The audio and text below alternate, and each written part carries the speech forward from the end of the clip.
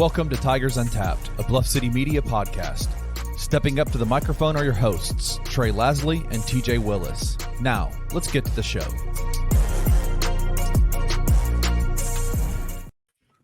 What up? Episode 90 live. This is your boy T Laz, local Memphis resident. Wait. Are you piping in from Alaska right now? Yes, Alaska, Germantown, Tennessee.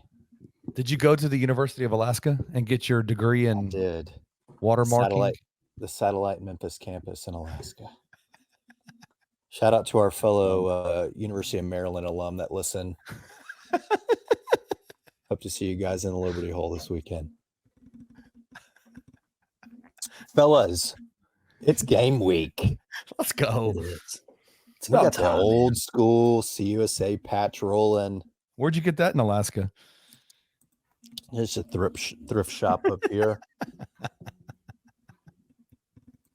Timothy's already at the Liberty Hole. Look at him.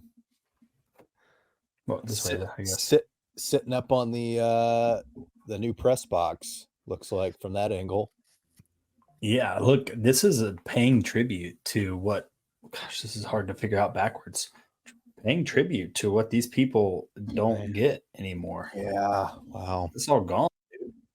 Look at what she used to look like. I was there this weekend or this week for the groundbreaking ceremony. And I always kind of wonder, like, what is it going to look? Is it going to be game ready? What's it going to look like? It looks awesome in there. I got the picture of what the concourse. Kenny kind of wants to keep it the way it is, huh? Listen, I don't dislike it. Yeah, from field level though. Field level looks great. Yeah. Field level looks from the other side. Yeah, it looks just like a big hole from what I've seen. It's gonna be weird looking at the Coliseum all day, and there's no sun. There's nothing stopping the sun. No, it's gonna be all sun. It's gonna be all sun. Great sun all day. 100% sun all day. Yeah. Oh yeah. Bronze. I'm gonna be so bronze. So bronze. You have to lather up. All right, tell the folks listening at home what we're sipping on this evening. Girl, what you sipping on? Appreciate you Lord shipping over all these local beers since I can't get them. I hate the background thing here. Let's mess it up. This is Lord Binghampton, straight out of Binghampton. This is a British IPA from the good folks at Hampline, who only brew pints. Only pints. I made a mess. Wouldn't be the first time that's happened. Got us a little British IPA here. 6.5%. What? You don't like it? It was just a weird first taste. Interesting. It says high wire. My sticker's wrong. Yeah, the one from last week is wrong too. It said the wrong. See, we're getting mischarged for This also says a 12-ounce. You paid for a 12-ounce can. We got a pint. We got 4 free ounces, Kenny. Let's go. Shout out to the people of Corks in Germantown for giving us free beer. For messing that up. I want to get the intern on that. It's Germantown, Tennessee. The only basketball-related news before we jump into it's game week, heavy final preseason football episode. Penny's shoes were stolen. Porch pirates. TJ and I know all about this being FedEx employees. Porch piracy is a big issue. It is not a victimless crime. It is not a victimless crime. Piracy, how many pairs of sneaks were taken? 26. They were limited edition, family and friend only. I think a few of them were. Not all of them were. Well, still some never to be released to the public. Mm-hmm. Taken straight off the porch and then tossed. Our understanding is tossed into a bush. What are you going to do? To be found by a young man walking his dog. I think they've since been returned to Penny, and they've made an arrest in the old scandal there. But just not a bit of news I was expecting to see pop up last week.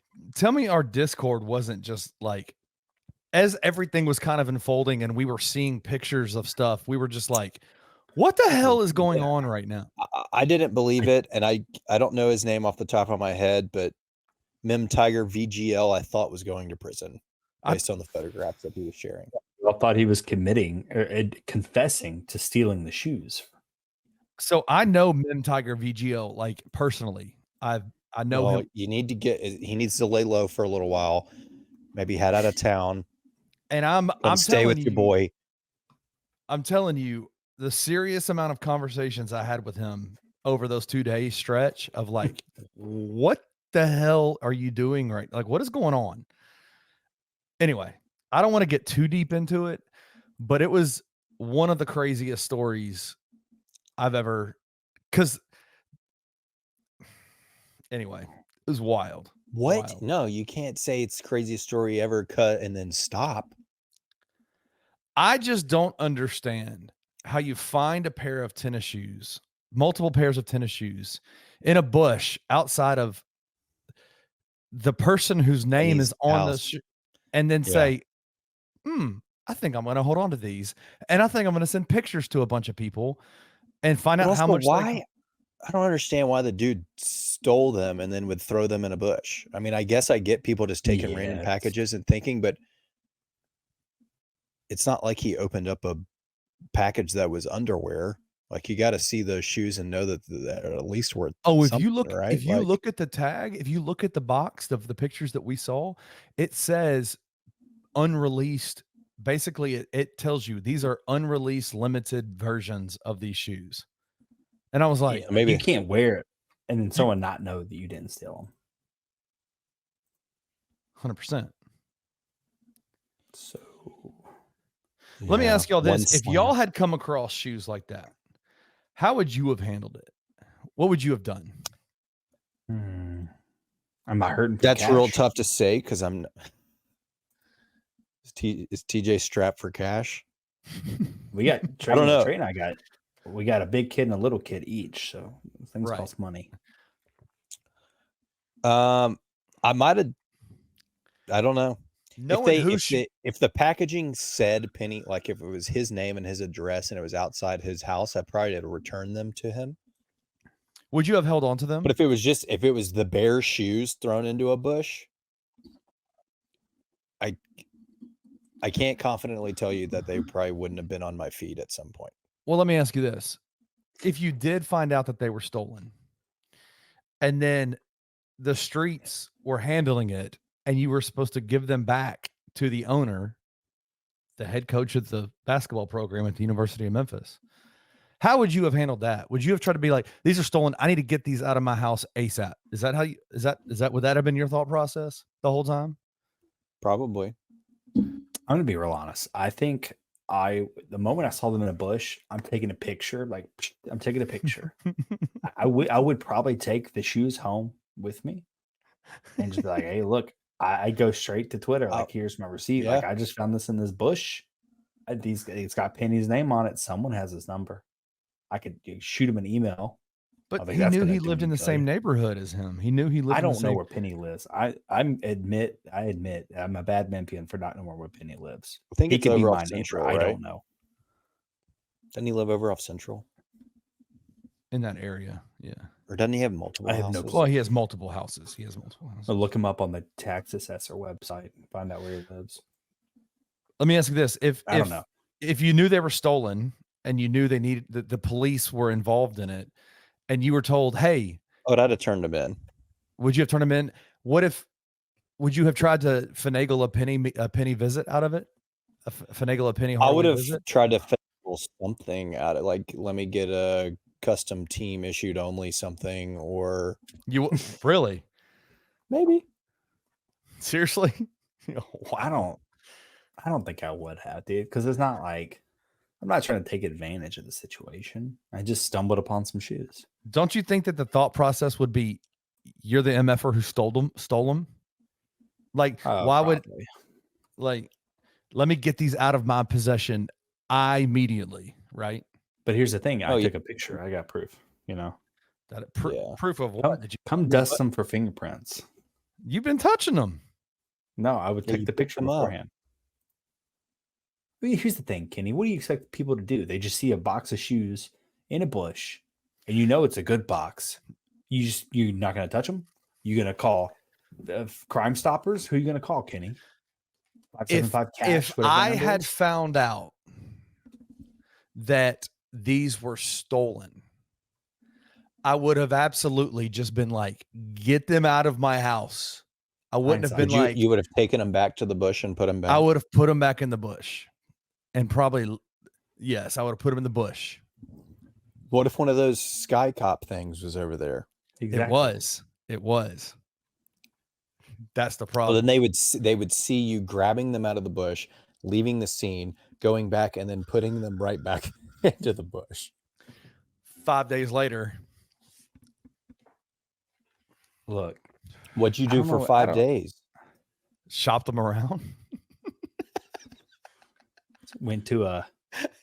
See how murky this is getting, right? Like, yeah.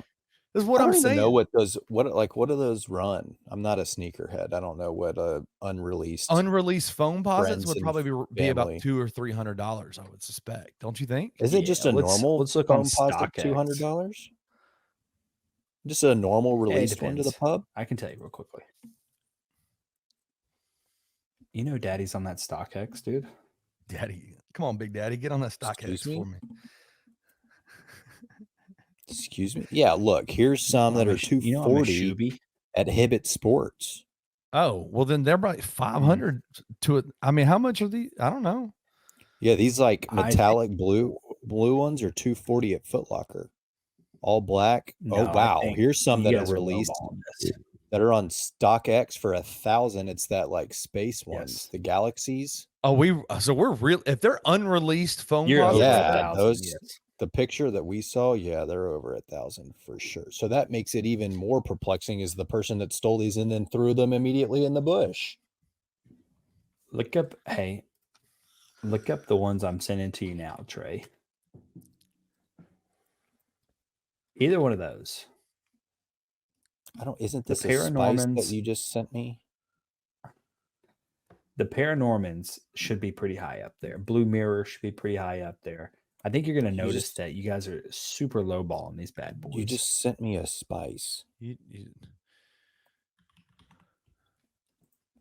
so dumb. Anyway, Kenny, oh my God, the Paranormans are $3,700. Holy, $3,100. Oh, I think you're working with. I think we completely lowballed this situation. Yeah. No, 100%. I think you're working with. Well, that's a buy now. It says the last sale for these was $625. But you got demand. What shoe size was that? What size were these? Is it a 10 and a half? 10 and a half where was on the box that with the pictures we saw? Is that a very common? Is 10 and a half?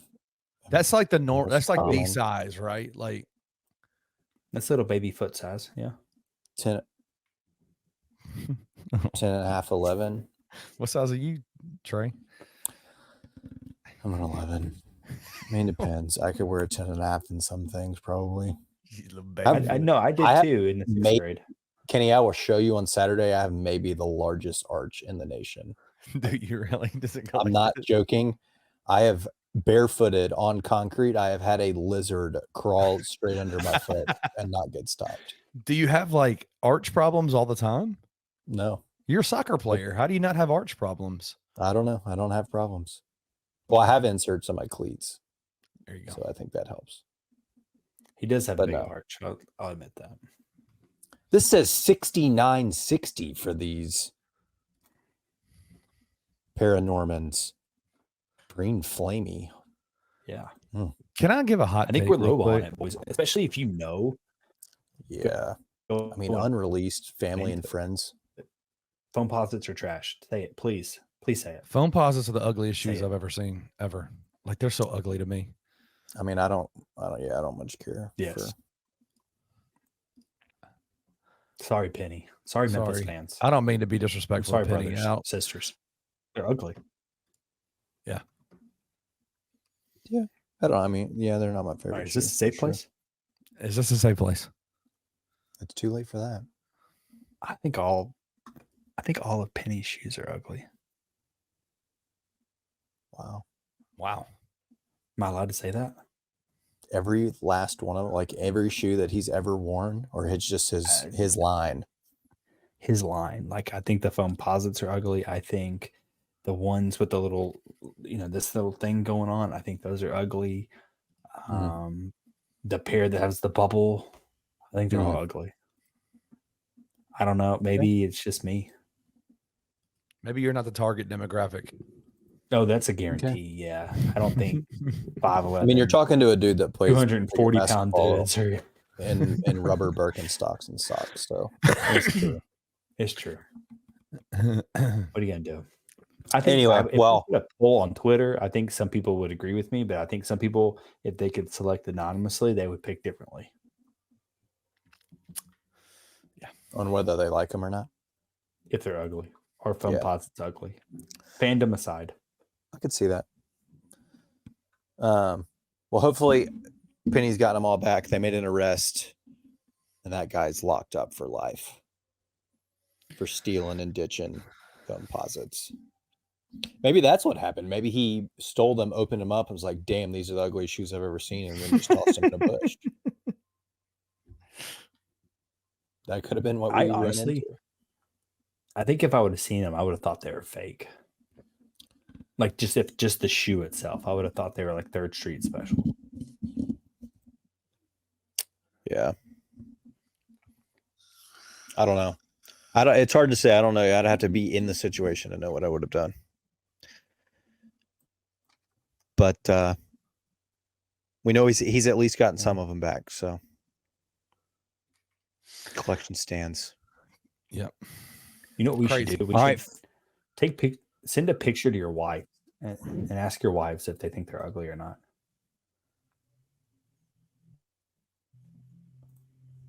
I can almost guarantee that Natalie would. You're going to get unadulterated truth there. Say that she would never wear them. She might say they look kind of cool. I don't know. No style. All right, fellas, it's game week. Here we are, Monday, August 26th. We got a depth chart drop. I'll say this. TJ in the front of ours had a quick little guess how many oars are going to be listed. Were y'all way off? TJ said 9, I think. 17, 18, 19, 20. I would have thought all of them. I would have thought every And there were multiple. There was only one oar for starters. All the other ones were for second string. Wasn't there like 2 for starters? It was only 1. No. The only oar for the starting running back. Yep. Yep. Yeah, Sutton, who was listed first, which caught me off guard. Is that a respect factor for Sutton? Is that I don't know. Silverfield talked about it today, and he said, "What did he say? Electric or dynamic? What did he say?" He said dynamic, and he said Mario's been wonderful. Yeah, 2 totally different words.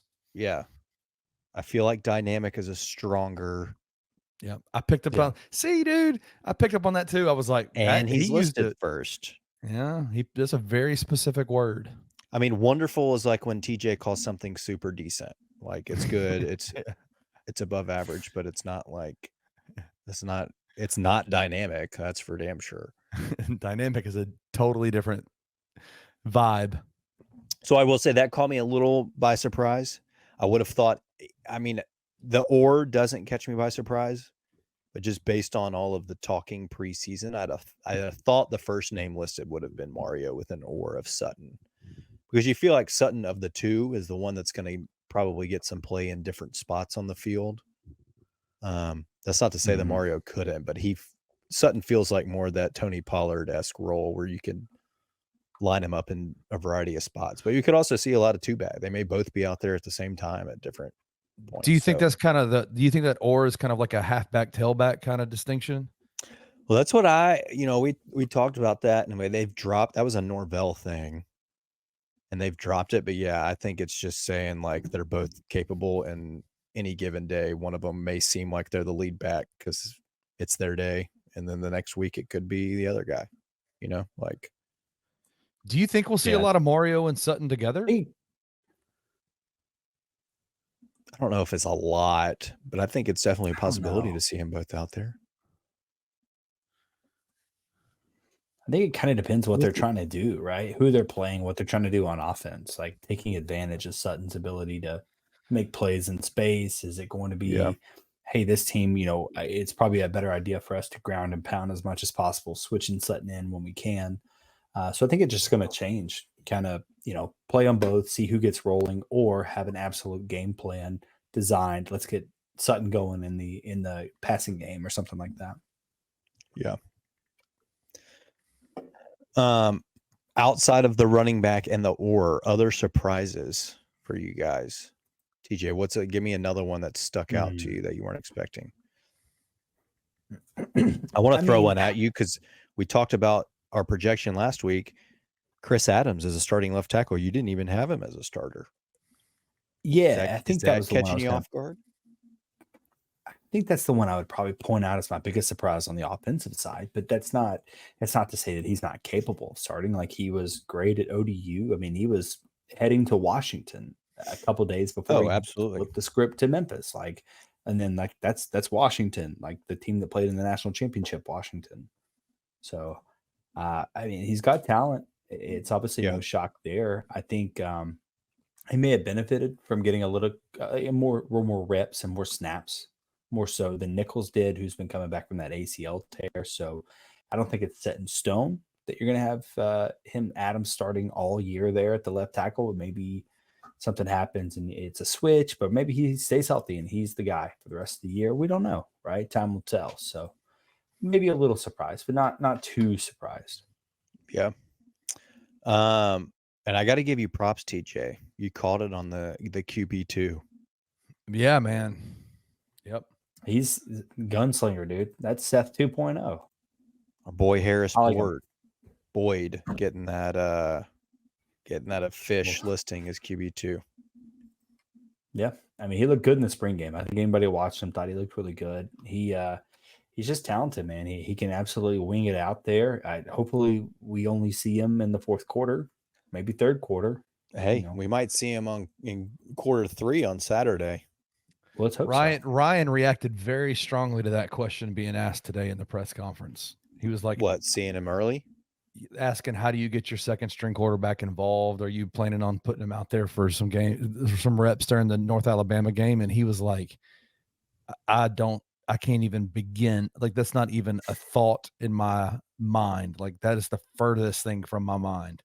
Yeah. Let me get a lead first. And then, yeah, I can see that. That's coachy, coach-like approach to it for sure. Nothing. I'm not thinking about that right now. So that's offensively. Defensively, what sticks out? First thing, looks like we got 3-3-5 is kind of what they've laid out there. 2 DNs and nose tackle, 3 linebackers, and 5 in the secondary. A lot of new names on the defensive side. Yeah, some names we're familiar with further down the list. I'm curious how that'll change throughout the year. Is they going to stick at a 3-3-5? Or are we going to see some change up there, right? As you said, 3 down linemen. Yeah, they've talked multiple times about being multiple, so I'm sure we're going to see a variety of looks out there. But it is interesting to note that the official depth chart is in a 3-3-5. So I'm going to have to change my college football 25 defensive scheme playbook to 3-3-5 first. It kind of fits what you guys were talking about a few weeks ago with Jordan Hankins, right? Where he specifically, how he plans on using the linebackers, right? Like how to get pressure in a 3-3-5, he's probably going to be sending the linebackers quite a bit to get pressure in a 3-3-5. Would you think? Oh yeah, probably. So you'd have to, right? You ain't talking about 3 down linemen versus 5, right? So, 100%. And I'll say I'm not surprised by anything linebacker wise. I wouldn't say other than the fact that listed at the will is Harvard transfer Matt Hudson. Was not anticipating that. Yeah, I mean, it's not. I think you're going to say the same thing I was. It's not taking away from the guy. It's just not one I expected to be there by any means. Yeah. It just good for him though. I mean, we'll see. I mean, I'm excited about 6'2", 235. I think he had a decent career at Harvard, so we'll see what he'll be able to do. Jumping in that secondary, though, corners, Davion Ross, don't think that's surprising. Kobe Minor across from, don't think that's surprising. You got Julian Barnett and DJ Bell as your backups, with Tyron Taylor listed as the backup for both sides. Your safeties, and Darius Coffey and AJ Watts, though. And Darius moving out of that, the Tiger role that I guess he and Davion played last year. Mm-hmm. They moved over and put Greg Rubin in that Tiger role. Yeah, interesting. And that's one thing I wanted to point out earlier that I thought was interesting. I guess what we knew as the star position last year is called the Tiger position this year. It says Greg Rubin, and the backup to that is Bryce Edmondson, who is he's a linebacker, right? So I think it kind of depends who we're playing, what they're doing, and finding a way to get Bryce on the field and also kind of get him out in space, because he seemingly is able to cover in space. He's also able to help in the run production or the run stopping and things like that as well. So definitely a couple interesting things there. Finally, Davion Ross is back at lockdown, putting people on Ross Island.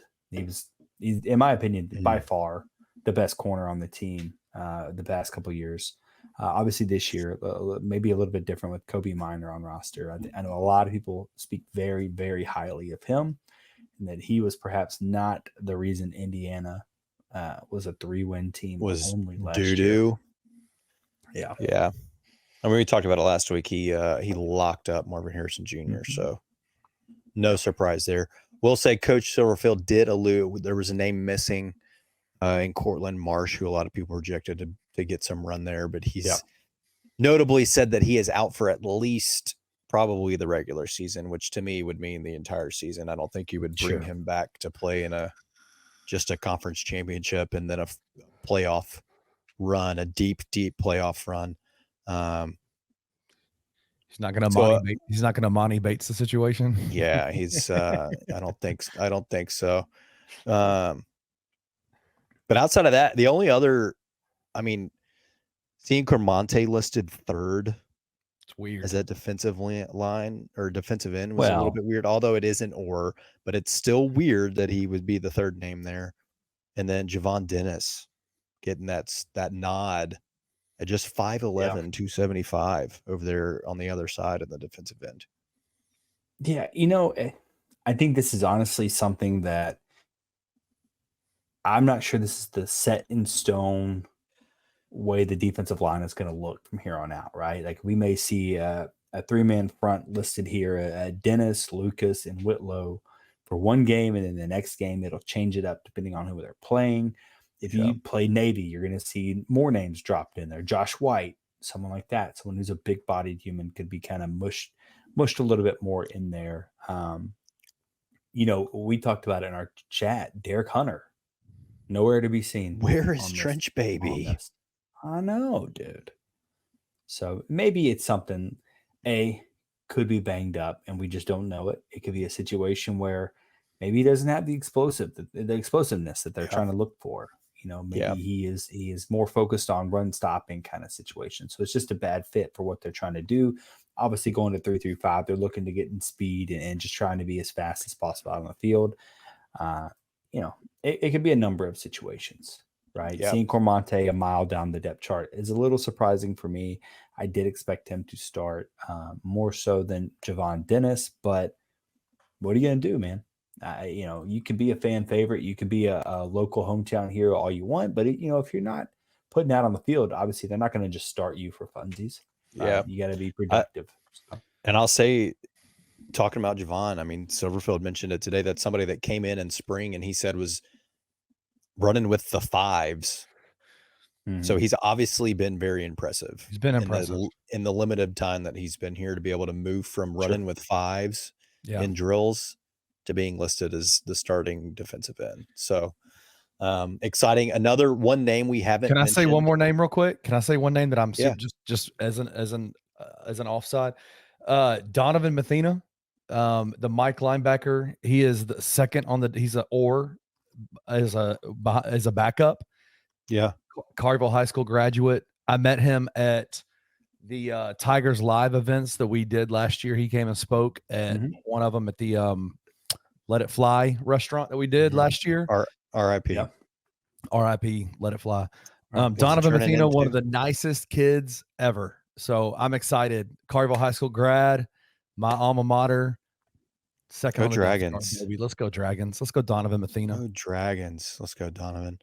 Outside of that defensive line, though, like TJ said, I don't think it's set in stone necessarily. You're going to see a lot of rotation there, but a name that is notable and missing, if you're at home and you haven't heard the name, Reggie Grimes wasn't on there. Yeah. But it sounds like it's just a limited. He's still trying to work back. He was injured last season. And so it's really just been like a limited reps kind of thing. It's not, Silverfield went on to say he expects Reggie to play meaningful snaps and be very productive for this football team. It's just more of a trying to get a guy back into the rhythm of stuff and get back from an injury fully. What are y'all's expectations of Pat? I'm completely changing. Go ahead. Yes, Reggie Grimes. Sorry. No, I was just gonna say, like, how exciting if we can get any form of Reggie Grimes back at 6'4", 280, or whatever, whatever he's listed at. And apparently he runs like a 4.6, like he is apparently just lightning off the edge. 280. That is 4.6. Like, what the hell? Alabama middle linebacker. I mean, that just is defying gravity. That's fast. That's faster than Javon Ducker. That's faster than the boy Duck. He's not here anymore. I was going to give him a break. That is moving. You got to set it. I'll stand pat. He's not here anymore. He's not listening. We know that he's not. What are y'all's thoughts on? He'll probably start at Sam Houston State. Yeah. Nose tackle, Patrick freaking Lucas, the monster. That nose tackle position is ginormous. They're loaded right there. You got Patrick Lucas at 6'2", 320, Mon Cole at 6'1", 325, and then Cavante Spears at 6'4", 305. And let's not forget, Cavante played last year and played well. Yeah, we're plugging up some holes in the Liberty hole. I'll tell you that much. Yeah. That's an interesting one, Kenny. You pointed out, like, I thought Spears played great. I definitely thought he would be number 2 on the list, but to bring in Mon Cole from the JUCO ranks, I think he went to Holmes Community College schools. Holmes, Meridian. I don't know where we went. I'm sorry. I should probably know that information. I think that says something about his ability, right? I mean, because Kiviante I thought was great last year in the times that he played. So one of the bright spots kind of on the defense from some of the younger guys. I mean, it is going to be kind of jarring to see the interior of the defensive line, how big they're going to be. Patrick Lucas, I mean, the whole. Go ahead. No, that dude the 320 pounds, 6'2", 320 is just ridiculous. It's ridiculous. Well, yeah. I mean, think of the defensive line for the longest time ever, outside of some anomalies, has been, for lack of better words, disappointing. I think that's fair to say, right? And then you look at the defensive line this year. Let's go through the 2 deep. We'll go through the 2 deep at all 3. Javon Dennis, transfer. Vic Alabuede, butchering that name, transfer. Patrick Lucas, transfer. Mon Cole. Do we count JUCO's transfer? I gotta do that. I would say would you? I mean, he's a junior. Whatever. It's not a transfer. Not whatever. a transfer per se, but yeah, Whitlow, homegrown. He's been here since the jump. Darius Jones was a transfer. Cormante, technically a transfer. Kiviante was technically a transfer. So, I mean, they are trying to do what they can on that defensive line and figure out something, find some way to make it work, right? And I think they brought in perhaps the right guy. Hopefully we have the right skill set to kind of help him out. So.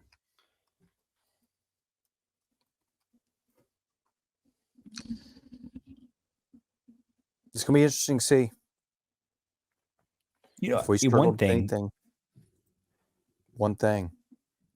What is it? When looking at it, at the depth chart, everyone junior and senior, right? For the most part, I think we should call out some of those redshirt freshmen that are listed. Harris Boyd, redshirt freshman. Parker Peterson, redshirt freshman, is the potential backup left tackle.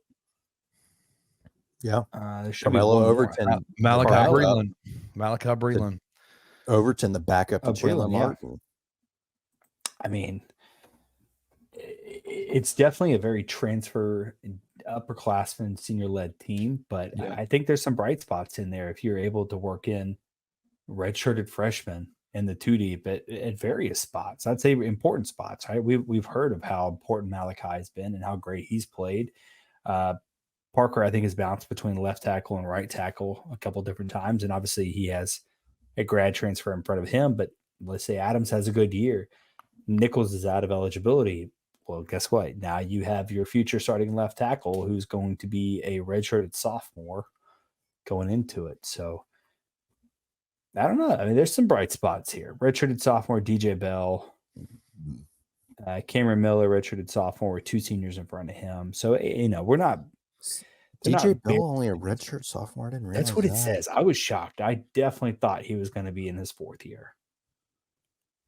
But what can you do?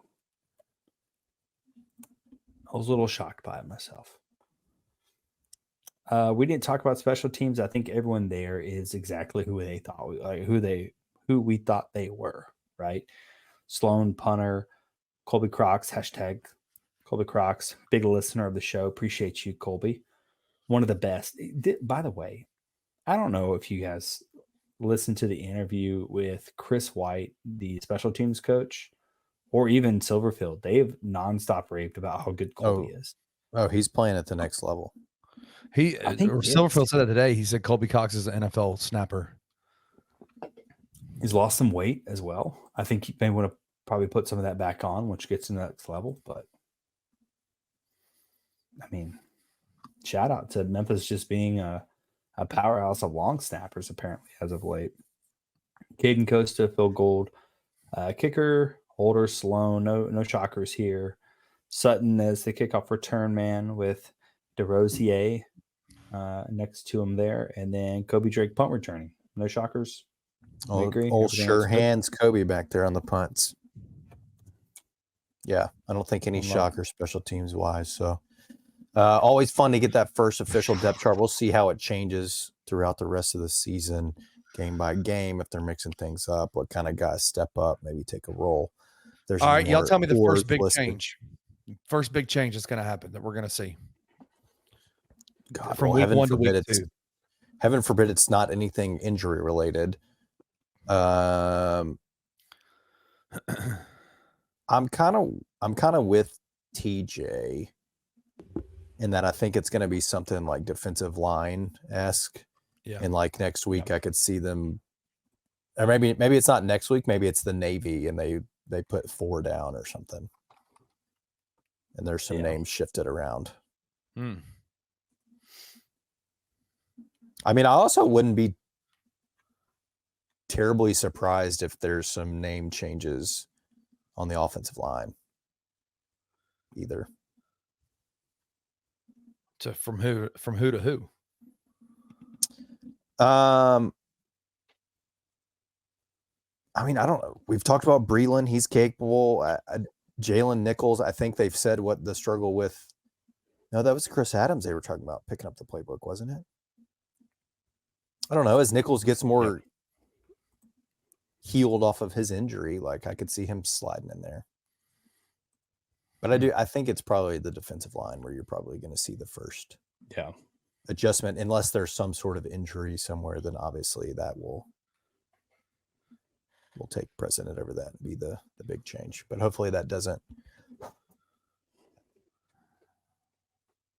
Yeah, I think defensive line just seems obvious. I think especially heading into, obviously you play North Alabama, your second game is against Troy. Their head coach was the offensive coordinator at Notre Dame for a bit. They're very run heavy under him. I can see Memphis perhaps changing it up. Yeah, more defensive line, more 4-4. Maybe throwing Bryce in that Tiger. Exactly. I could see some change there. I think, you have to be multiple, and you do have to kind of change this stuff up because depending on who you're playing, you need to present it in a different way. Uh, Florida State is a conversation to be had in a couple of weeks, depending on how that goes. It's got to be tough to play in Ireland, I guess. I don't know. And then Navy, I don't know. I just the D line seems like the place I would probably look for a change to happen first, but I guess we'll see. Yeah. Well, Something then to that keep would an in eye turn mean the secondary will change up then too, probably. If you're adding more defensive line, you'll take. Well, I just mean like the people changing more so than anything, right? Like Trey pointed it out, like the Tiger position has Greg Rubin, and I think on downs 1 and 2 we'll see Greg Rubin. On 3 and 4, or whatever the situation is, I think maybe we get a little bit more Bryce Edmondson. It's all situational, dependent on kind of who the other team is running out personnel wise.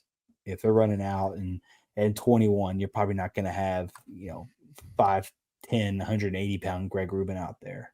Is this the new position for Bryce? This is a new position for Bryce, isn't it? Yeah, this year? I mean, he's been a linebacker.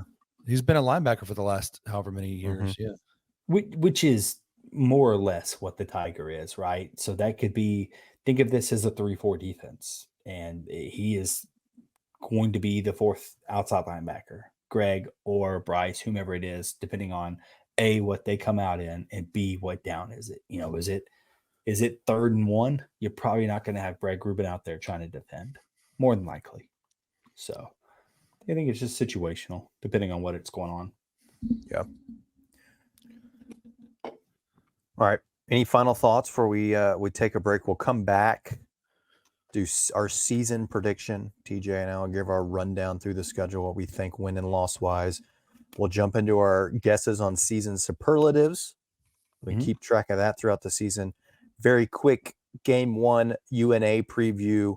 We'll get into fade TJ and Thunder picks, and then we'll wrap up this first week 1 episode of Tigers Untapped for 2024 season. We'll be right back.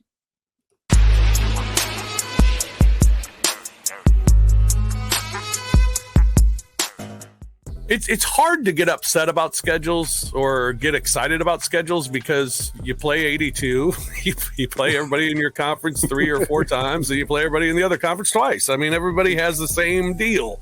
You're playing the same teams. But there are quirks in the schedule that I think you can kind of question, and I have some questions on the Grizzlies schedule this year. I always said there are 2 NBAs. There's the entertainment NBA, and then there's the basketball NBA. And we had moved into the entertainment NBA scenario. It was with Gaja. It was now you Dez is moving up, Jaren, defensive player. You're moving up into entertainment NBA. It took 1 season for us to slip back down into back into the NBA. And because of that, your schedule then reflects in a lot of ways those situations. Tune in to the Night Court Podcast with your hosts, Rob Fisher and Brevin Knight, on the Bluff City Media YouTube channel.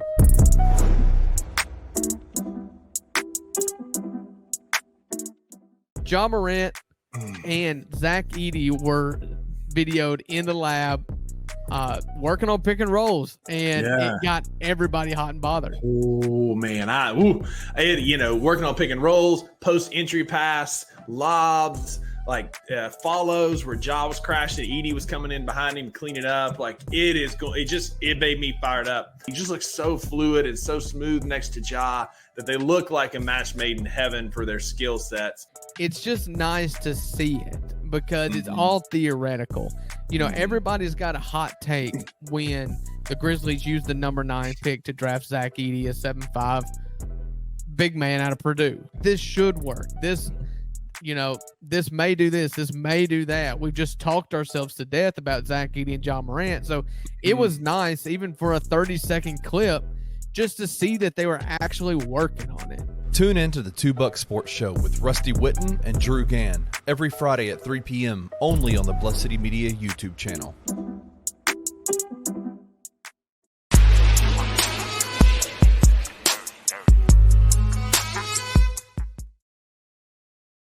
Dirty. All right, Timothy, you ready for this?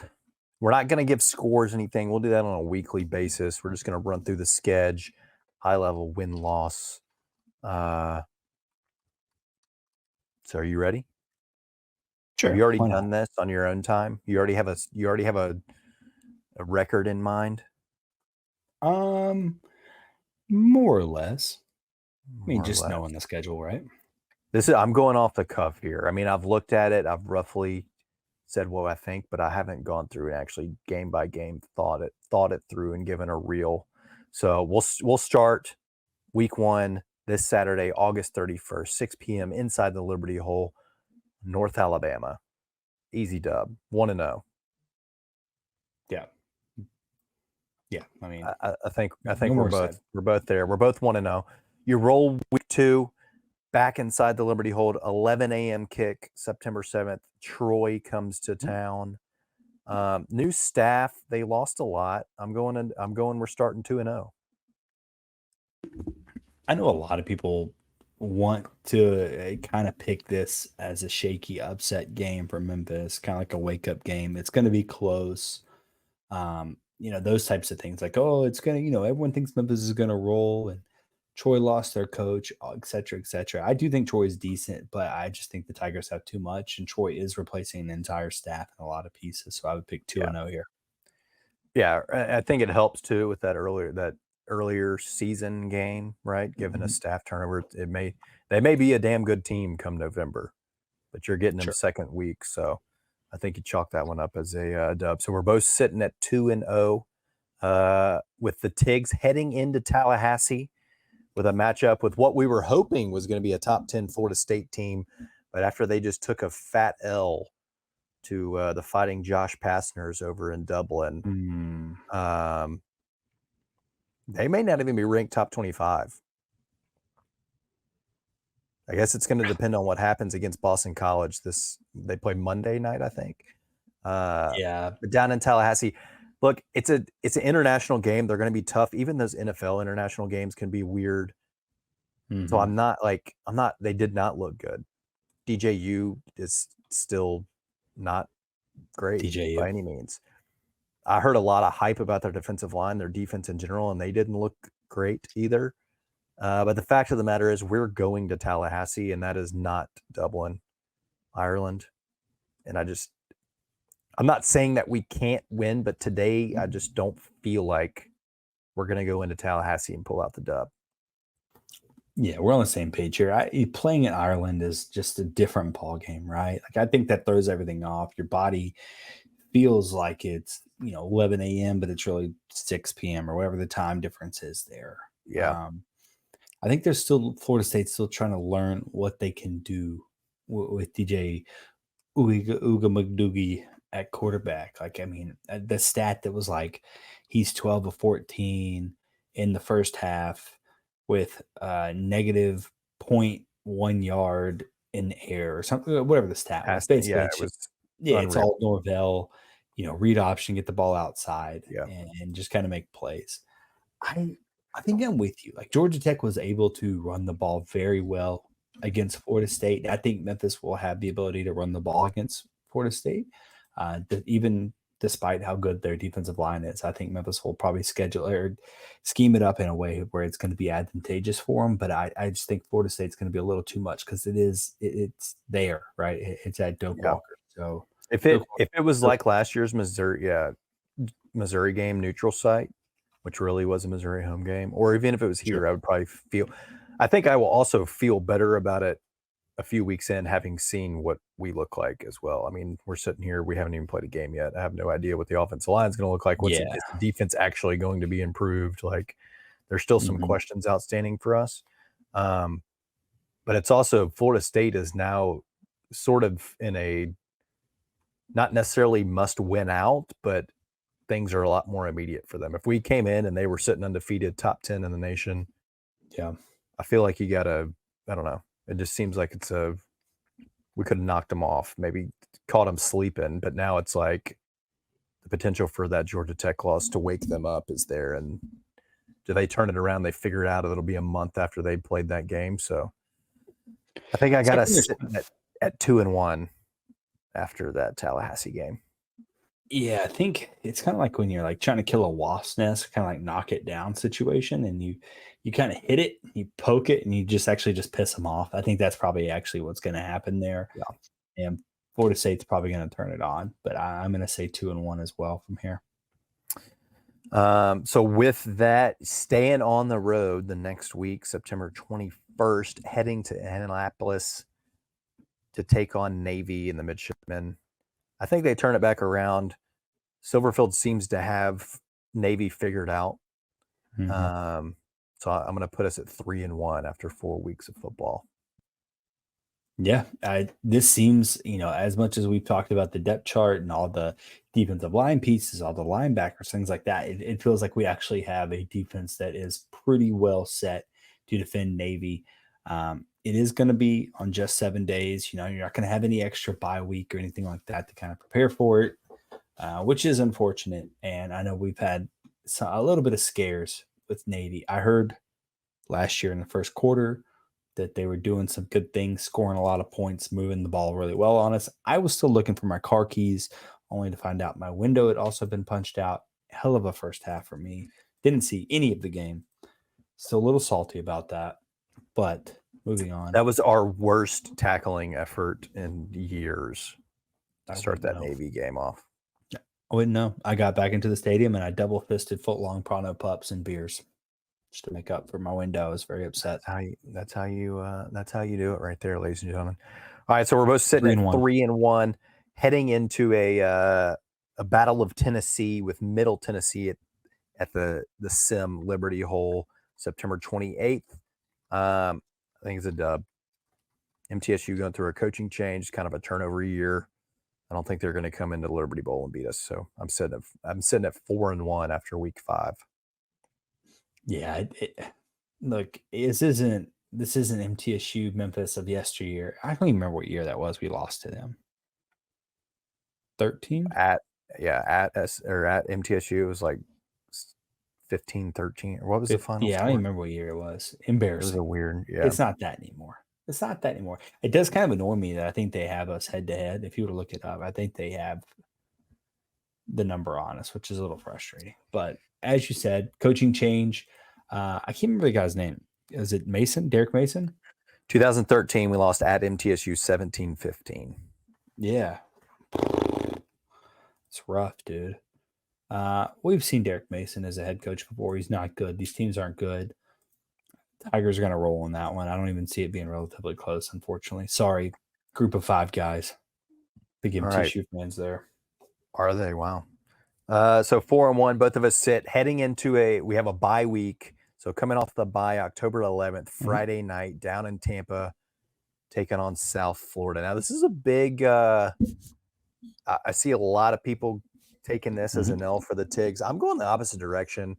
I think the defense will be improved. I don't think it'll be quite the shootout that it was last year with 59-54, whatever the final score ended up being. And I think the Tigers pick up the W down in Tampa in this one and improve to 5-1. I also have Memphis. You know how much I like the staff at USF. I think they've got good things going. They've got good pieces. I think last year has given them a false sense of accomplishment in terms of how well they played Memphis. I think, like you said, it was 50-59, something like that. I don't expect Brown to be able to run the ball this year the way he did last year against us. I don't remember how many yards he had. It felt no less than 250. Probably not accurate in terms of an actual number, but I just think the defense is completely different this year. Too many moving pieces, and a good thing, right? A fresher scheme and stuff like that. I do think Memphis's offense would be able to move the ball in South Florida. I agree, 5-1 for the Tigers. They do have that little speedy wide receiver. What, Aitkins, is that his name? The 38, number 38, that little white kid. Is he still there? Yes, he's like a 12th year senior. Yeah, Sean Aitkins. He does concern me a little bit because he killed us last year. But I think we lock him up this go around. All right, so we're both sitting at 5-1, heading into a matchup with North Texas inside the Liberty Hole. I think this is an easy W. North Texas has had a lot of transfers out, kind of a rebuild going on for them. I don't think you have any issue with North Texas at home. You improved to 6-1. Yeah, another weird one last year where we played it super close, and I don't even remember what the final was. I remember it being like a one-score game or something like that. Another one that had no business being what it was. Memphis should take this one pretty handily at home. Yeah, so 6-1. That's the one we won at the last second with that Joe Skates tutty, like 35-yard tutty over the middle. Though. Mm-hmm. All right, so 6-1 heading into a matchup with Charlotte. The Fighting Biffs come to town. I think it's another dub, another easy dub. This was one that shouldn't have gone to overtime last year. You're just a far superior program. I think you improved to 7-1 and beat the Charlotte 49ers at home. This is an interesting one to me only because I don't think Charlotte is a good team, but I think what they do is do a good job of bringing in collectively talented players that maybe just didn't work somewhere else, and they bring them in and just kind of piece them together. Like last year, they were okay of a team. I think they're actually bad. I don't remember their actual schedule, but if you watch them in game performances, they actually did decently well. They just weren't able to complete the game and finish the game. But they bring in a quarterback transfer from Florida, Max Brown, obviously much better than your boy Trexler Ivy, who was the quarterback last year. That's a big difference. You actually have an actual quarterback on your roster compared to what you had last year. So I don't know what to think, and I don't want to say it's a trap game because Memphis is going to be solely focused on UTSA the week after. Is that 26th? And yeah, it's the week after. Mm-hmm. I don't want to say it's a trap game, but I do think, not to give too much away, I do think somewhere between Charlotte and Rice, Memphis could get themselves in a bit of murky waters, but still come out on top. I will take a win against Charlotte. But it's either going to be Charlotte or Rice. One of the two is going to be a closer game than it has any business being close. Well, I just hope for the sake of last year, it's not Charlotte again. Yeah. All right. So this takes us into a big one in the Alamo Dome at UTSA. I know Frank Harris is gone, but I don't see us going undefeated on the road in conference. I just don't. Mm-hmm. I just don't.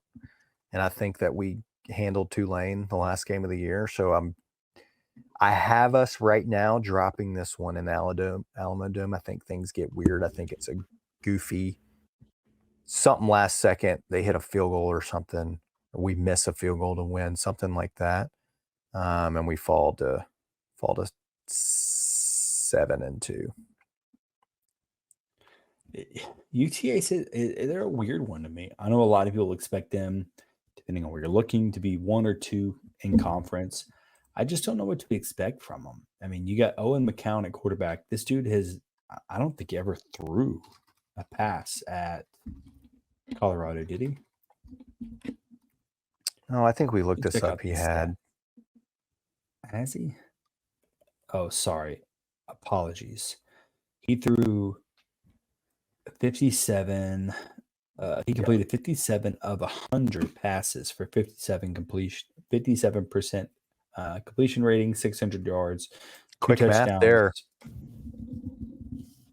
2 touchdowns, 2 interceptions, and then last year UTSA played some 43 of 58, 74% completion rating, 442, and then 4 touchdowns, 3 interceptions. So it's like, I don't know. I'm talking myself out of it. They were so doo-doo when he played last year and Frank was hurt. Yeah, I mean, they're not. He is not a dude that scares me by any means. I think that they have lived and died by Frank Harris for so long, and a good defense, which they still have a good defense. Like I'll definitely give them that. I'm not trying to take anything away from them, but I think if you're going to live and die by your quarterback, I just don't know if that's the guy you're going to live and die by. Personally, I think they're going to underperform. You're going to be dying a lot. Yeah, like I mean, look, I mean, we're talking about how good of a defense it is, but they still put up. Where was it at? They still allowed 24 points per game last year. And I expect Memphis to be one of the top offenses, putting up 35-ish points a games. Pushing 40. If my math is right, 35 is more than 24. So I feel pretty good about our offense scoring against them. Whatever. I think this is a game that's fair to question. I will say Memphis wins this only because I don't trust Owen McCown personally. So it takes me to 7-1. I think that's 8-1. 8-1? Bad math? Yeah, 8-1? that's 9 games. I'm at 7-2. You're at 8-1, heading into Rice. Yes. Things could get freaky weird on a Friday in November, Mhm. but I think we pull it out. National television. We're not losing to Rice in basketball at home and then turning around and losing to Rice at home in football. So we're moving to 8-2. Hey, 9-1 for the Tigers. EJ Wow, Warner, I didn't as good as honestly he at is, all things this considered. point in time, I did not think that TJ would have a better hypothetical record than me. Well, don't get ahead of yourself. We're about to go down a Gosh. dark road. TJ has us losing the last 2 games of the year. All right, senior day against UAB inside the Liberty Hole. I've got it as a dub, moving to 9-2. TJ, where are you at? If you tell me we lose this, I'm ending the show. It's not that I think we're going to lose it, but I do think this is a game that Memphis is going to find a way to fudge around and find out. Another one they have no business being close on. I do think that UAB has a good quarterback, and we got lucky last year that he wasn't able to go the full game. I think Zeno is good. He's mobile. He can get around. I think this is one where they could get kind of caught up in things going on because you are 9-1, right? You got just UAB, and then you get to face Tulane, right? Like you are undefeated in conference at this point. I could totally see this to be a situation where, we're not going to worry about UAB, right? We'll even use last week's game plan to do it. Not that they would, but just trying to put in perspective, like I could totally see them looking past UAB and thinking about how we're going to beat Tulane at Tulane and slip up in this one. I think the Tigers are going to catch a loss here. And I don't know if it's specifically going to be at UAB or, as I mentioned earlier, if it's going to be a situation like a Charlotte, Rice, UAB, I think in some combination, they're going to drop one of those games that they have no business dropping. Why do you have us and I'm just losing a home game? Look, I'm just telling you, it is what it is, right? If you want me to pick Charlotte or Rice, guess what? Also home games. I don't know what to tell you. It's going to be one combination of one of those 3 games that they're going to drop. All right. So we're both sitting at 9-2, heading into the season finale. Turkey Day, only collegiate game on, primetime, 6:30 in the Big Easy. I got us as a dub because I think just this will determine the conference championship appearance, and I think Seth Hennigan walks out of New Orleans a winner and heads to the conference championship game. Now, whether 10-2 would be good enough to get into the playoff, it's going to depend on what some of the other G5s do. I'm going to say probably not, unless both Boise and Liberty have 2 or more losses. But there's always the possibility of someone like App State, Texas State, somebody else that's sitting at 11-1 or something. So I think we knock off Tulane to wrap out the year for a conference championship appearance. Trey, how are you going to sit here and tell me that Seth's career is going to end losing back-to-back games to UAB and then Tulane? Maybe it's the pessimistic Tiger fan in me, the one that's been hurt too many times, the one that watched Houston come back from a 20-point. Yeah, but we're not going to be trying to win with class, Timothy. It's not that. It's not even that. We're going to be trying to hashtag beat that ass, not win with class. It's just the way it works. Unfortunately, it always finds a way for us to have nice things, and then someone takes the nice things from us, just rips it out of us. All right. I think it's too good to be true, and I think we end up taking an L 9-3. unfortunately. 9-3 from And I 20. think I got us 10-2, 9-3. You think with 2 losses we're making a conference championship? let me think back on who we said we would I'm saying beat. probably not.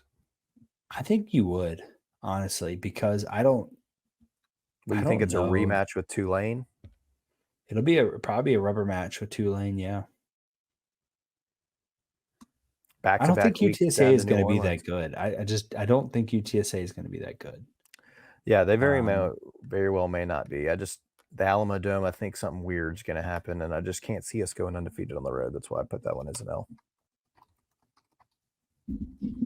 What are you going to do? Sorry, guys. All right, we'll see how it Hey, shakes let me out. ask you this: we both ended up 9-3. No, Took I'm different roads 10-2. to get there. You're I'm 10-2. 10-2. Okay. Yeah. Okay, 2 roads, 2 scenarios here. 10-2. Is that sufficient if we make the conference championship? That's a good It's year. a 1 conference. Yeah, I mean, to you, is that a good year? Yeah, I think making and competing for the conference championship, I would say that was a success. No matter how many wins or losses you have.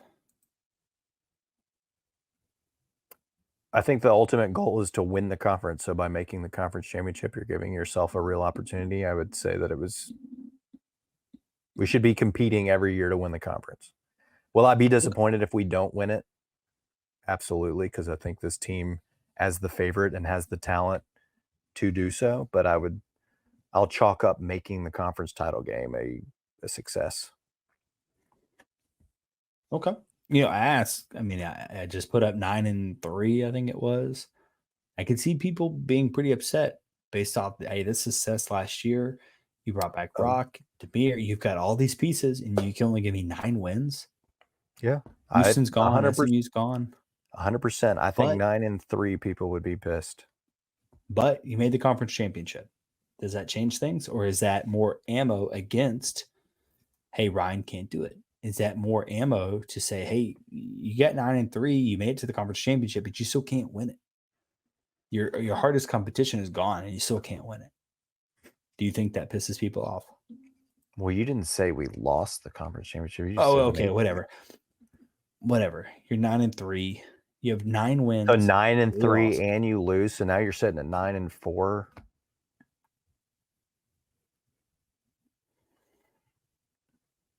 I don't like that. Yeah, I mean, I'm asking questions here because I'm trying to think, like, people were upset with last year, more or less upset with last year's final standing before the conference or before the Iowa State game, right? They were like, they're just not good enough. They weren't able to make it. Maybe next year kind of situation. And then obviously you had the bowl game, which was incredible. Great feel-good story. Everyone comes back, so you're so hyped up. So you're up here. You're jacked up on Mountain Dew. And then you come out with And Mountain Dew's got that yellow 5 in it. So 3 you got conference some losses. shrinkage. Yellow 5, dude, can have it. Oh, I think 100% people would be back out. And we'd I don't lose know. all the momentum we built up. I think we'd have to put our blinders on and say, hey, look, we're competing for the conference championship. And that's what's important. We'll cross that bridge when we get to it. Hopefully Here's we get there. Here's to going 12-0. Even better. Lord Binghampton. All right. Let's jump into we got to do this quick, TJ. We're already an hour and 10 minutes into this bad boy. Season It superlatives. is 1 a.m. I don't even know what day it is anymore. We've been going at this for a lengthy period of time. Let me pull up our list here. We're just getting quick answers. Oh, wow. Kenneth has them typed out on the screen. All right. Who will have the most rushing yards and how many will they have? You want to go first? Or you want me to?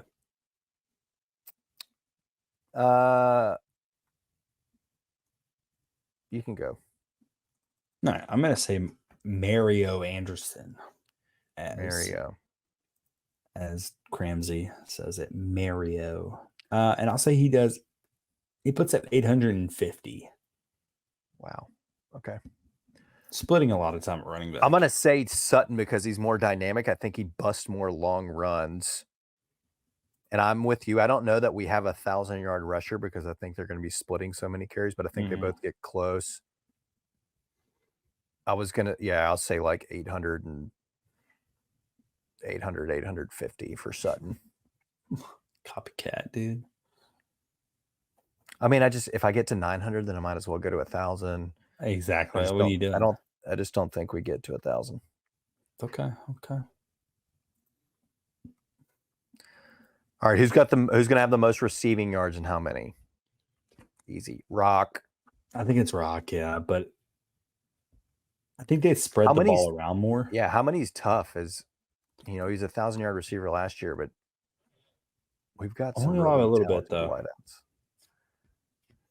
I And feel like it's not that he's not talented. It's the fact that they throw the damn ball to 50 people. Yeah, there were so many times we waited so long to get Rock involved. I just don't think they do that this year. I think he gets there, and I think he gets 1,100. Wow. I'm going to say Rock as my answer, but I'm going to say less than that. I mean, it almost may not even be 1,000 yards. You got to think there was 1, 2, 3, 4, 5, 6 games over.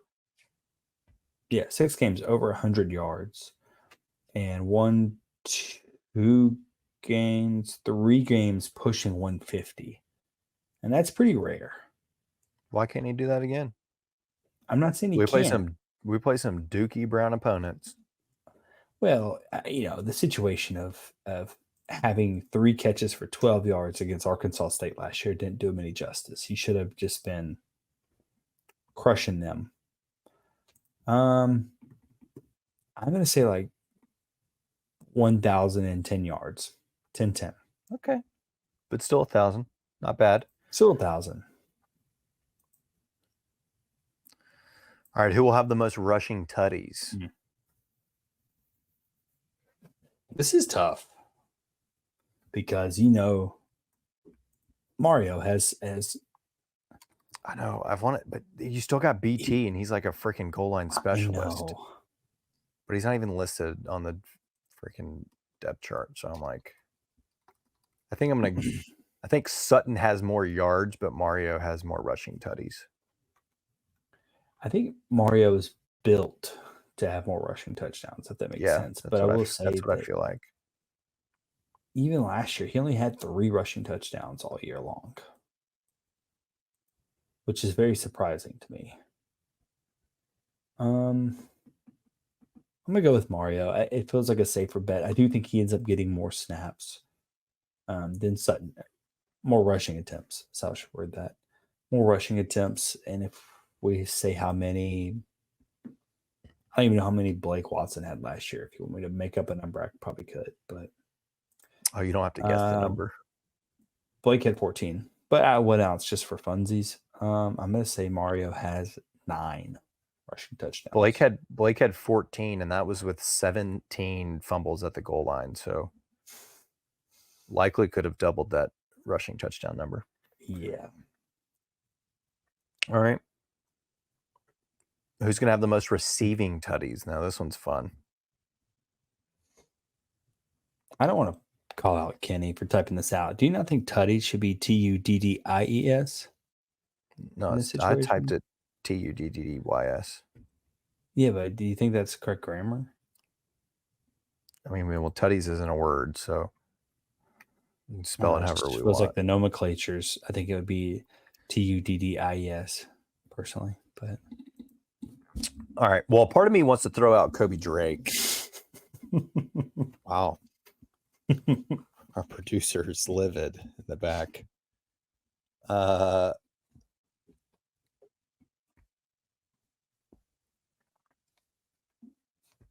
guess I'm going with Rock, though. I am not going with Rock. I don't know what it was last year. They could not get him in the end zone. Maybe it's because teams are doubling him. I don't know. I'm going to go off the cuff here. I'm going to say shorter. Just someone random. I'm just complete Joe Skates. Wow. Well, I mean, I think last year Skates had him. So I'm just going to replicate that. The guy you're not thinking of the guy you're Okay. not covering with your best DB. Okay. Wasn't it Skates last year? Oh, Blank had, Demir had 7. Ooh, and Skates had 6. But I'm gonna close stick with enough. shorter though, because I already said it.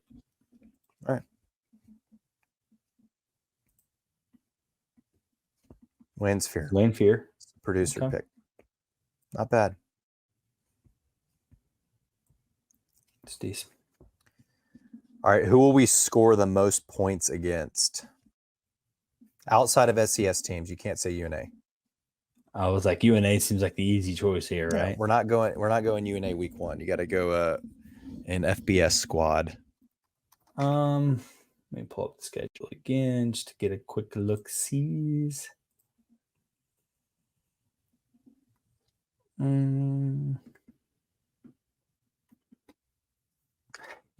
US North Texas. I'm gonna say North Middle Tennessee. Actually, I forget. Oh my that that's gosh, in you there. keep taking. Middle Tennessee. All right, I'll go North Texas then. I do think North Texas could be one of those games where you're just gunslinging it, just like last year, and you're just slinging out 1,000,000 points. All right, you said MTSU? Yeah, MTSU. Okay, yeah, I'm going North Texas. It's a shame we don't play Temple this year. This one's easy. Who's the offensive MVP? Okay, 1, 2, without 3, saying Seth Seth. Finnegan. Without saying Okay, Seth, you have to pick a new one outside without of- saying Seth. All right, outside of Seth. And how do you determine this, right? Yeah, I mean, this is just. There's no way to determine it. I'm gonna say Sutton though. Explosiveness makes Sutton it. I'll say Demir. I'll change it up. All right. This is another easy one. Who's gonna have the most tackles? 1, 2, 3. Chandler Martin. Chandler Martin, yeah. Seems fair. Although I think we may be underrating Herring, but I guess we'll find out. Oh, you're right. Wow. I'm sticking with Chandler though. All right, who gets the first turnover defensively? Let's say Greg Rubin. We'll throw out something interesting there. That's what I did last year, but I think I'm gonna go Chandler Martin. And I'm going to tell you that it Fine, happens 2, 3 last year. It happens Saturday inside the Liberty Hole. You're not going to have to wait long for it, ladies and gentlemen.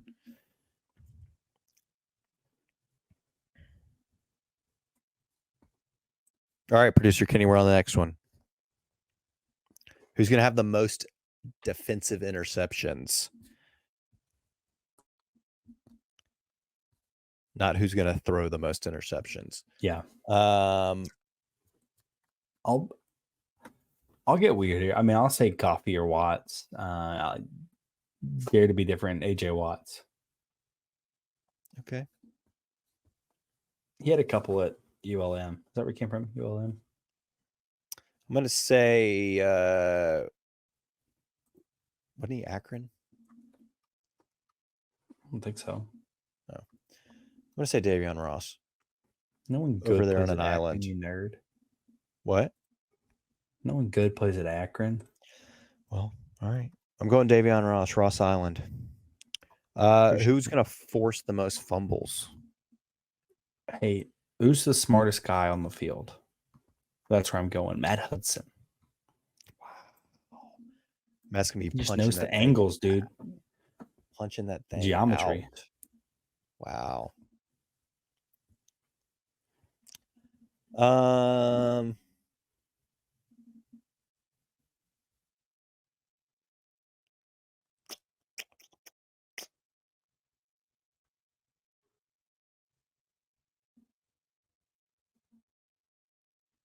want to say Chandler.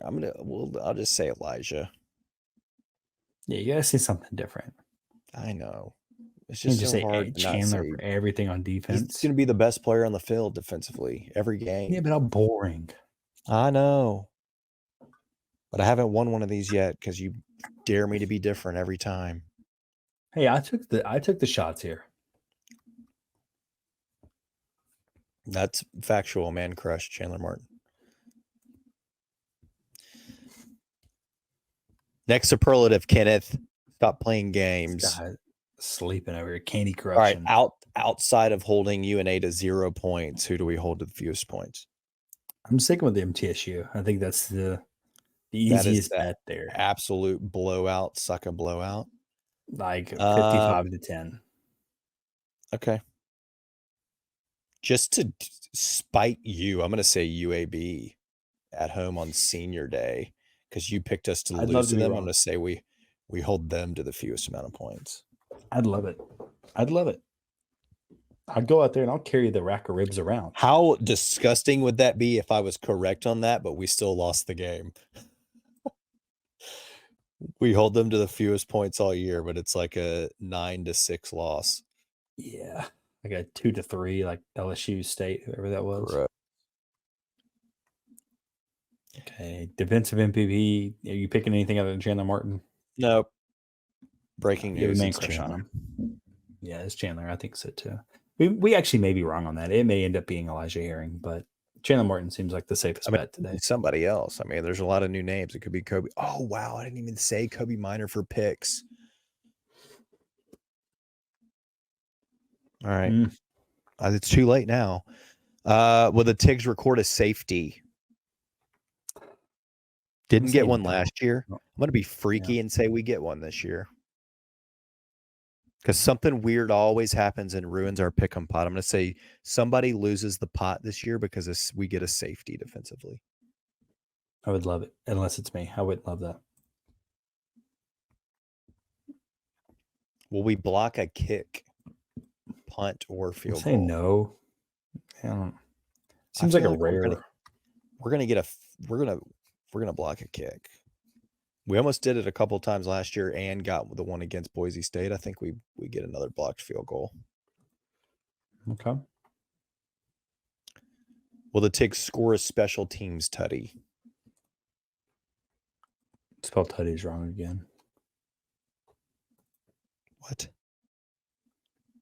He's got that thing ready to pop up at a. I know. instant. It's got a hotkey programmed.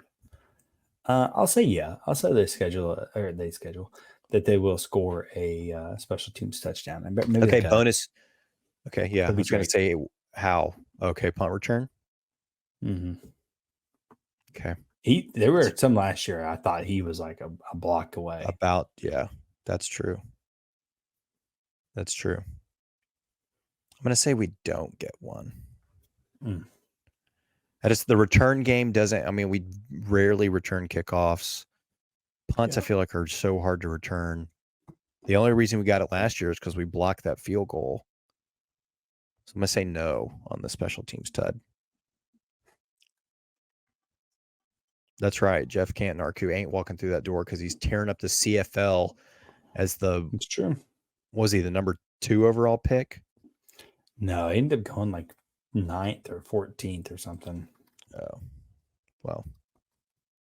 Still. All right. To wrap it up, we do this one every year. Longest field goal made. Caden Costa, 51 yards. Wow. I want to say 52, but I'm going to stick to 51. Okay. I'm looking up what his career long is currently. Dude, seriously? Yeah, sorry. You did it for freaking tutties. Well, I looked up how to spell it correctly, if that's what you mean. No, you looked up how many tutty receptions and rushing to tutties. the room. Announced all those. After I had made a pick, TJ. No, you could have changed it. You can't. Once it's locked in, you cannot change. All right, stats. You say so. Oh, gosh. His longest field goal last year. His longest field goal. Oh, he only kicked one last year. 36 yards. For his career,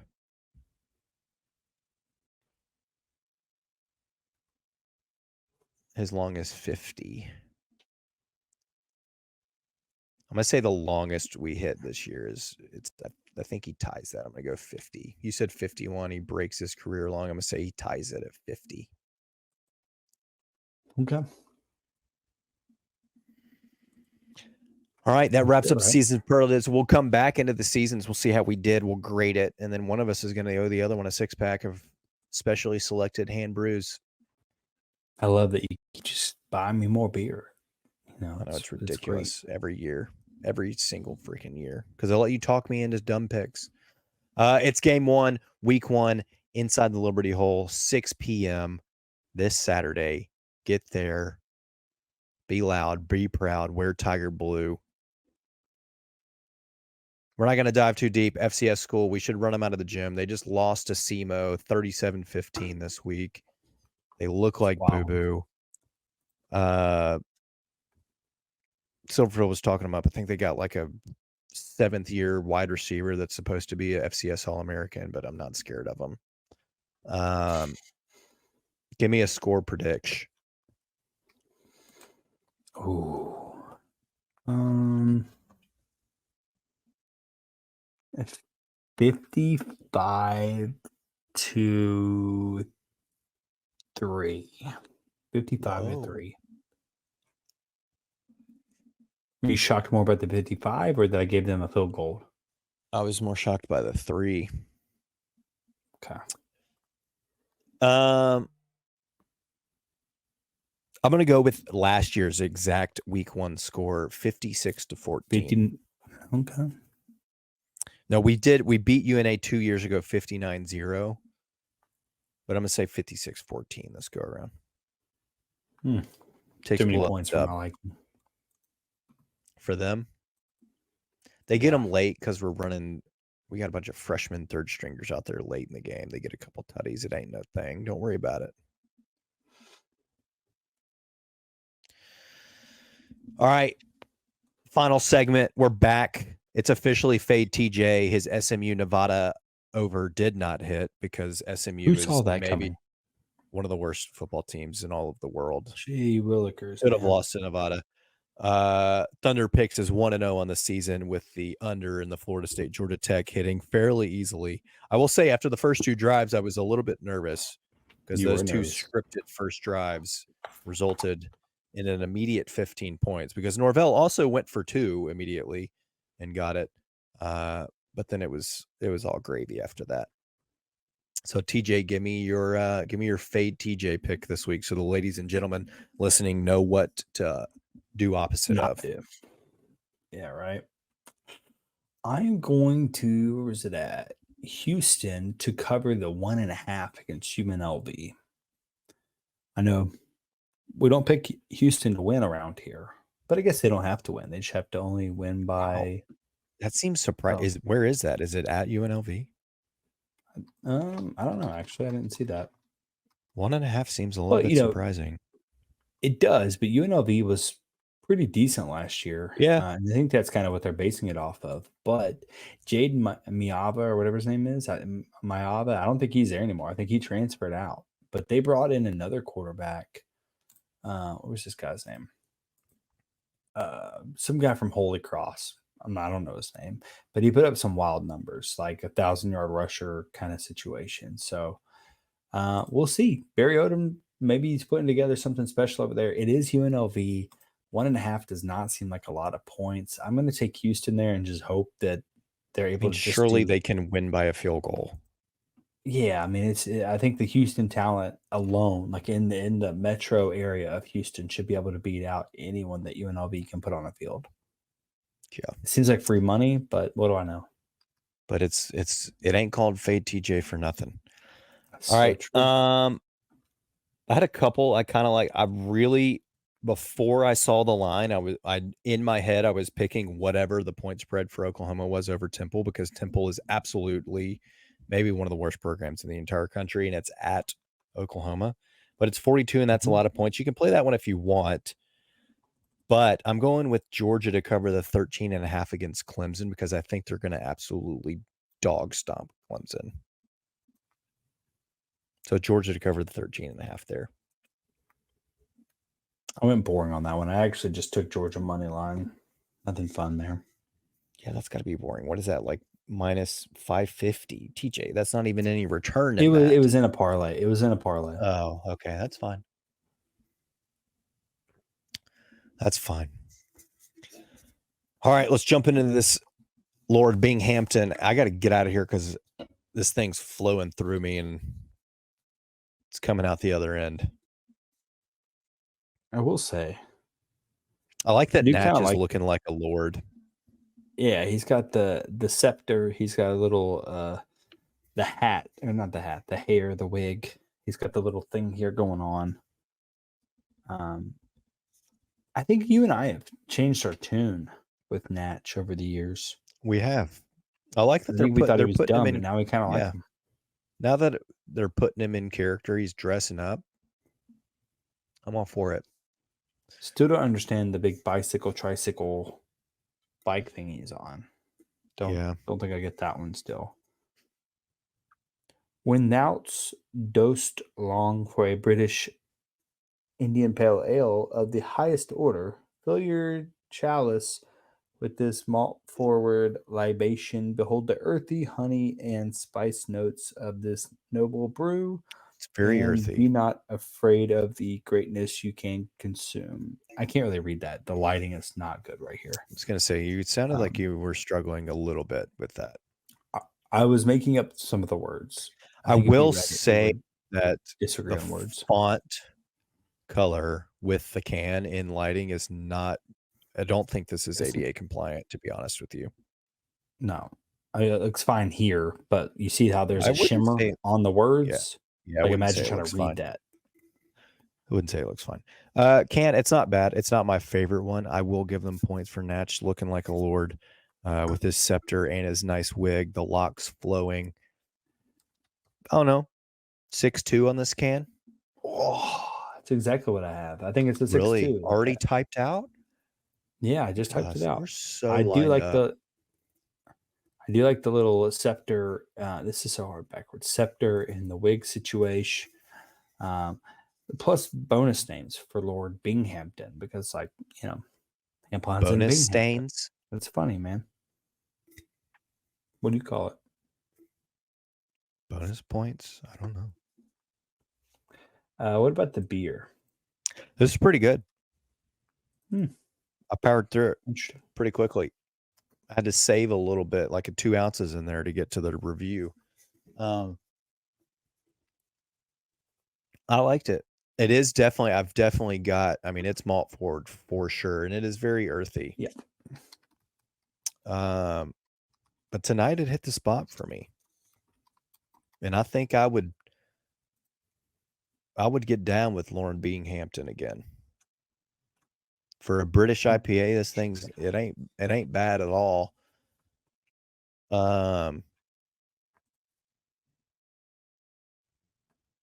TJ, I must say like a 7.1 on this thing. Something about this hit the spot. Oh, tonight. wow. You went pretty high with that. Yeah. Surprised The myself. first sip I had, it's better than I thought it was. Yeah, going to you made be after quite the a first sip I had. disgusting reaction on that initial throwdown. I did, and I think it's because of the earthiness and all of the malt. Like, you've probably seen me drink my water to cleanse my palate several times because it's just like, yeah, there's malt in that bad boy for sure. it's very malt forward, and I don't love that. Now, if I was sitting at Hampline just crushing pints, I'm like, yeah, I could get down with that because guess what? The next one's going to come in and wipe it straight out, so it'd be fine. But I didn't love it. I don't think that I would drink a second one, TBH. Like ever, or you just mean back to back? Yeah, back to back. Like, I don't think I can't put it higher than 7. It's like I would never drink 2 back to back. Maybe like a 6.5. Probably 6.5. It wasn't bad. It turned out to be Respectable. much better than I thought. But still too malty for me. It's just a personal preference. That's fair. Yeah, you're not a big fan of the malt. Understandably so. I'm not. Gets thick I'm in there. not. All right. Well, with that, It's all ladies and gone, gentlemen, man. it is officially game week. TJ needs to edit his background to be more appropriate. We will be there live in person, checking out the Liberty Hole Saturday. Get out there, support the Tigs, and come back next week for another edition of Tigers Untapped. Bring a cold beer, stay with hot takes. Peace. If you enjoyed this episode of Tigers Untapped, leave a rating and a review wherever you download your podcasts. Like and subscribe at Bluff City Media's YouTube page. Head over to www.bluffcitymedia.co for comprehensive coverage of Memphis sports.